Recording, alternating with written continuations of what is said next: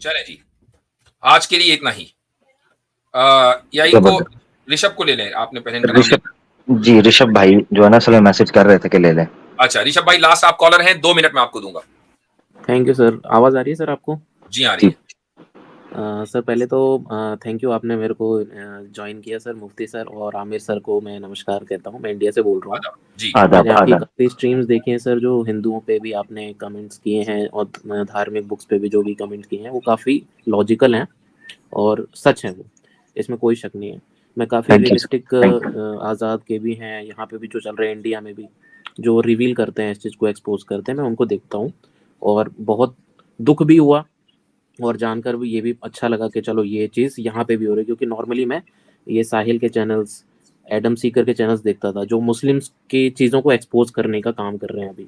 अब वो सही कर रहे हैं गलत कर रहे हैं ये मैं नहीं कह सकता। सर मेरा एक क्वेश्चन है, जैसे इस्लाम आया 700-600 ईस्वी में, जब भी आया ये अपना, तो अभी के सिनेरियो में हम देखें कितने साल हो गए, 1400-1500 साल हो गए हैं, है ना सर?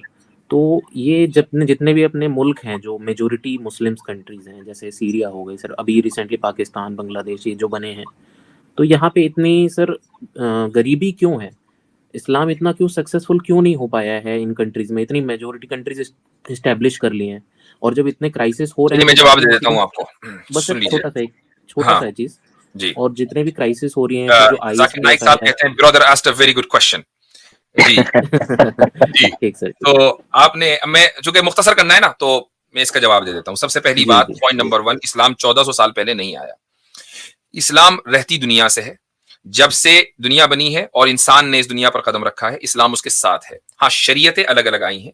जो पहला आदमी था, यानी हजरत आदम अलैहिस्सलाम, उसको खुदा ने हुक्म दिया था कि खुदा की मर्जी के मुताबिक चले, और उस पहले आदमी ने खुदा की मर्जी के मुताबिक जिंदगी गुजारी, और इस्लाम के माने ही है submission to the will of God. तो इस वो भी मुस्लिम थे, और उसके बाद जिन जिन लोगों ने खुदा की मर्जी के ऊपर जिंदगी गुजारी वो सारे मुस्लिम थे। ठीक है, पॉइंट नंबर 1। हाँ, शरीयतें अलग अलग आई हैं। जिस शरीयत पर हम चलते हैं वो 1400 साल पहले आई है। अच्छा, अब आप ये कहते हैं कि भाई चलो इसी शरीयत को मान लेते हैं कि यही इस्लाम है, लेकिन बहुत सारे मुस्लिम कंट्रीज हैं तो वो तो कामयाब नहीं है। ठीक है, उनके यहाँ गुर्बत है वगैरह वगैरह। और आपने मिसाल के तौर पर पाकिस्तान का नाम रखा, आपने मिसाल के तौर पर सीरिया का आपने आपने एग्जांपल दी। तो अब इसके मैं 2 जवाब दूंगा। पहला जवाब यह है कि इस्लाम के ऊपर जब इन मुस्लिम इलाकों ने 100% अमल किया, तो ये मुस्लिम इलाके अपने जमाने के गोल्डन यानी गोल्डन बर्ड्स कहलाते थे। इंडिया को गोल्डन बर्ड कहते थे। कौन रूल कर रहा था उस वक्त? मुगल कर रहे थे ना। इसी तरीके से आप अगर खिलाफत अब्बासिया देखें, खिलाफत बनु उमैया देखें, खिलाफत उस्मानिया देखें, ये वो पीरियड है जो इस्लाम का गोल्डन एज है, कि जिसमें जो मुसलमान थे उनके पास पावर थी, उनके पास तरक्की थी, उनके पास बिल्डिंगें थी, उनके पास आर्किटेक्चर था, हर चीज उनके पास थी, और यूरोप उनके पास आकर सीखता था। ठीक है, ये उस जमाने में था जब वो इस्लाम पर चल रहे थे। उन्होंने इस्लाम के ऊपर चलना छोड़ दिया। अब ये सारे मुमालिक वो हो गए कि जो इस वक्त सेक्युलर या लिबरल आइडियोलॉजी पर चलते हैं। बताइए कौन सा मुल्क ऐसा है जो कैपिटलिस्ट नहीं है? पाकिस्तान एक कैपिटलिस्ट सोसाइटी है, सीरिया एक सोशलिस्ट सोसाइटी है, इजिप्ट एक सोशलिस्ट सोसाइटी रही है, हाफ सोशलिस्ट हाफ कैपिटलिस्ट। इसी तरीके से आप दुनिया के किसी भी मुल्क को उठा के देख लें, कैपिटलिस्ट सोसाइटी है। कैपिटलिज्म के अंदर होता क्या है कि बड़ी मछली छोटी मछली का शिकार करती रहती है, ये कैपिटलिज्म है। तो जितने भी बड़े मुमालिक हैं जो ट्रिलियन डॉलर इकोनॉमी है, अमेरिका है, जापान है, चाइना है, रशिया है, वगैरह वगैरह, फ्रांस है, जर्मनी है, G7 G8, ये सारे वो मुमालिक हैं कि जो बड़ी बड़ी मछली कहलाते हैं और जिनका काम छोटी मछलियों का शिकार करना होता है।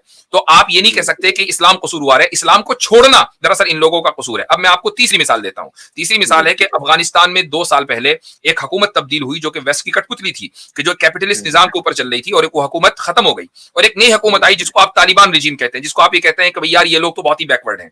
उन्होंने हुकूमत शुरू की, बेसरो सामानी के आलम में हुकूमत शुरू की। उनका कोई कनेक्शन दुनिया से नहीं है, उनको किसी दुनिया की हुकूमत ने तस्लीम नहीं किया। उनके जो असासे हैं सारे के सारे फ्रीज कर दिए गए, अरबों डॉलर के असासे। इसके बावजूद आज आप देखें अफगानिस्तान की करेंसी पाकिस्तान की करेंसी से मजबूत है। क्यों? जबकि वहां ना लिबरलिज्म है ना सेक्युलरिज्म है, और सारी दुनिया ने उनका जो है वो ब्लॉक किया हुआ है। इसके बावजूद भी वो तरक्की की राह पर चल रहे हैं, और बहुत से मुस्लिम मुल्कों से आगे तरक्की की राह पर चल रहे हैं। तो आप अगर as a liberal society, as a secular society, किसी मुसलमान मुल्क को तरक्की करने देंगे उसकी इस्लामी तालीमात के साथ, तो आप बहुत जल्दी देखेंगे कि 10-15 साल के अंदर वो बहुत आगे निकल चुका होगा। जी जी जी। अच्छा, मैं इस पे ना एक बात, सॉरी ऋषभ भाई, सॉरी, चूंकि मुख्तसर ही हजरत ने कहा हुआ है वो खत्म करने वाले हैं, बड़ी तेजी से बात। एक बुक है, मैं रिकमेंड करूंगा, क्योंकि आप न्यूट्रली और आप कह रहे हैं रैशनली चीजों को देखते हैं, तो ये ना सारे का सारा ताल्लुक ना पॉलिसीज के साथ होता है या डिपार्टमेंट्स के साथ। इसका ताल्लुक रिलीजन के साथ इस एतबार से नहीं जोड़ना चाहिए कि अभी जैसे किसी मुस्लिम सोसाइटी के अंदर को मामला हो रहा है तो उसको इस्लाम के साथ खास, जैसा हजरत बता दिया कि इस्लाम तो है नहीं। तो जो ये मॉडर्न डे इकोनॉमी चल रही है ना, इकोनॉमिक वर्ल्ड है, इसको समझने के लिए एक बुक है व्हाई नेशंस फेल। वो किताब बड़ी पढ़ने सर, बेस्ट न्यूयॉर्क टाइम्स की बेस्ट सेलर बुक है। दो उसके इकोनॉमिस्ट हैं जो ऑथर हैं उसके, उन्होंने किताब में समझाया कि क्यों कुछ मुल्क बड़ी तेजी से तरक्की कर गए हैं, क्यों कुछ मुल्क वैसे ही सेम रीजन है और वो पीछे चले गए हुए हैं। तो एक तो ये चीज देखनी चाहिए, दूसरा ये चीज देखनी चाहिए। अच्छा, और एक चीज मैं करेक्ट कर दूं, इस वक्त मैंने अभी 1 मिनट आमिर भाई गूगल पर चेक किया है, एक इंडियन रुपी के 94 अफगानी पैसे आ रहे हैं। तो बहुत करीब, अब आप ये देख लीजिए कि इंडिया की इकोनॉमी कितनी बड़ी है और कब से तरक्की पर है, और ये 2 साल का बच्चा है। अफगानिस्तान तो 2 साल पहले हुकूमत आई है ना, और जबकि इंडिया में G20, यानी इंडिया इस पोजीशन पर है कि G20 होस्ट कर रहा है, अफगानिस्तान को तो कोई पूछ नहीं रहा, तो वो कहां पहुंच गए। और 50 साल से वॉर की स्टेट में था और पाकिस्तान से ज्यादा स्ट्रांग उनकी करेंसी होगी। अच्छा खैर, अब दूसरी चीज जो मैं बयान करने लगा था वो ये है कि करंट इश्यूज में आप ये देखें कि रशिया ने अभी 2 साल का पायलट प्रोग्राम जो है वो इस्लामिक बैंकिंग सिस्टम का उन्होंने इंट्रोड्यूस करवाया है।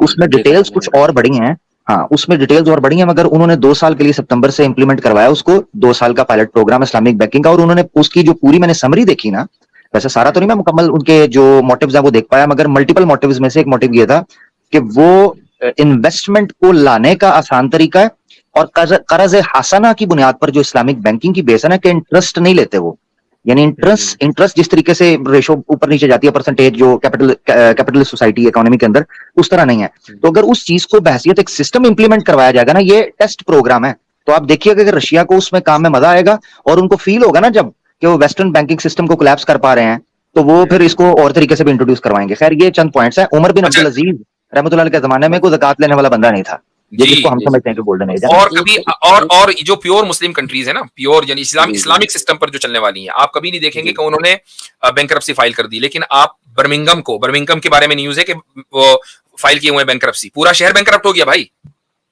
जहां से कैपिटलिज्म निकला है, जो कैपिटलिज्म का सेंटर है, वहां शहर का शहर बैंकरप्ट हो रहे हैं। 2008 में स्टेट ऑफ मिशिगन यूएस के अंदर पूरा का पूरा स्टेट बैंकरप्ट हो गया था। सर ये तो रही सर इकोनॉमिक, आपने बहुत अच्छी बात बताई कि कैपिटलिज्म का एक बहुत ज्यादा दबदबा रहा है काफी टाइम से, और काफी कंट्रीज इस्लामिक लॉ को काफी अच्छे से फॉलो नहीं किए हैं। तो सर जैसे मतलब हम देखते हैं काफी पुराने टाइम से जितने भी मतलब इन्वेंशन हुए, मेजर इन्वेंशन हुए, तो वो यहूदी लोग कर रहे हैं, क्रिश्चियन लोग कर रहे हैं, और मेरे को नहीं लगता कि वो अपने रिलीजन को इतना सीरियसली जी। आपका दूसरा सवाल हो गया, पहले सवाल का जवाब हो गया है पॉवर्टी के ताल्लुक से। अच्छा, रही बात इन्वेंशन की, आमिर भाई ने मेरे ख्याल से कुछ इस ताल्लुक से गुफ्तगू भी की थी। एक और मैं आपको सजेस्ट कर देता हूं कि द मुस्लिम हीरो सीरीज है डैनियल हकीकत जू के चैनल पर, डैनियल हकीकत जू आप डालेंगे तो आ जाएगा।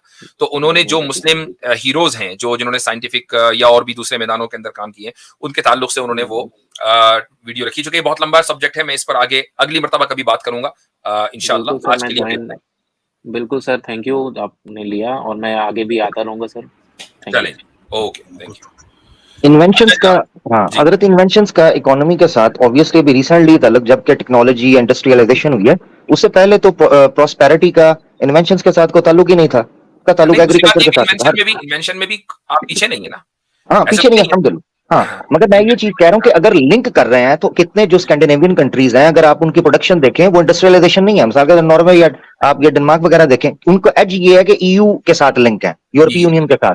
तो आपकी ज्योग्राफी मैटर करती है, इन्वेंशंस कई पीछे चली जाती हैं, आप खुशहाल हो जाते हैं ऑटोमेटिकली। ये वो लोग थे जो यूरोप के गांव समझे जाते थे, यानी यहाँ पर कूड़ा गिरता होता था। तो बहरहाल ये चीजें कि इस चीज को देखना चाहिए। खैर चलिए जी, बहुत बहुत शुक्रिया आमिर भाई आपके आने का। कैसर भाई भी आए थे, और आसिम इफ्तिखार साहब, और एक्नॉलेज इस्लाम वगैरह, आतिफ रैयान साहब, मुफ्ती अब्दुल्ला मिनाज साहब, सभी हजरात का बहुत बहुत शुक्रिया आज की स्ट्रीम में साथ में जुड़ने का, साथ देने का। तो इंशाअल्लाह अगले हफ्ते फिर मुलाकात होगी। जज़ाकुमुल्लाह खैरन। अस्सलाम वालेकुम व रहमतुल्लाहि व बरकातुहू। वालेकुम अस्सलाम व रहमतुल्लाहि व बरकातुहू। मैं आप सभी हजरात से ये गुजारिश करूंगा कि इस वीडियो को अपने जितने भी ग्रुप्स हैं उसमें शेयर करें। इसी तरीके से अगर आप लाइक करेंगे तो उससे ये होगा कि जो YouTube एल्गोरिदम है, तो आपके जो फॉलोवर्स हैं या जो आपसे लोग जुड़े हुए हैं, उन तक ये वीडियो पहुंचेगी। ये जरूरी है कि इस्लाम का जो पैगाम है मुसलमान नहीं पहुंचाएंगे तो फिर कौन पहुंचाएगा? हमारा काम है यहाँ आकर गुफ्तगू करना, आपका काम है इस गुफ्तगू को आगे पहुंचाना।